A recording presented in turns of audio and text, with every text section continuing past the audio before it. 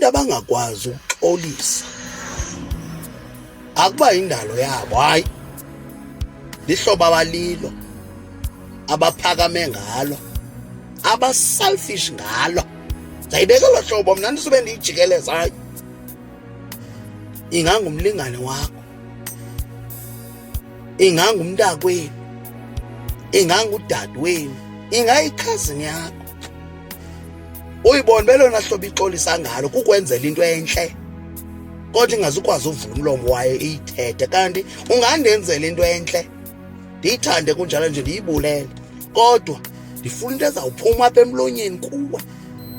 Itsho ithi, ndicela uxolo mntakwethu, ndicela uxolo dadewethu. Uzithobe. Le nto kuzithoba yinto ebaluleke kakhulu apha emntwini. Uyeka uphakama, hayi. Siyayinida ke loo nto lethu singabantu. Uvula umlomo wakho, ucela uxolo xa kufuneka ucele uxolo. Andizuxola ngenxa yoba usuke undithengele loo nto undithengele yona, hayi. Suyenza ke loo nto leyo, suziqhelisa into ezinjalo ezawusoloko zihengeka zijinga, hayi.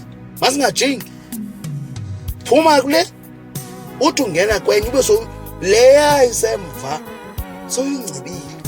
Uqinisekile ngayo uba uyingcibile, uxolile umntu wakowenu, uxolile ipartner yakho, uxolile udadewenu, mani.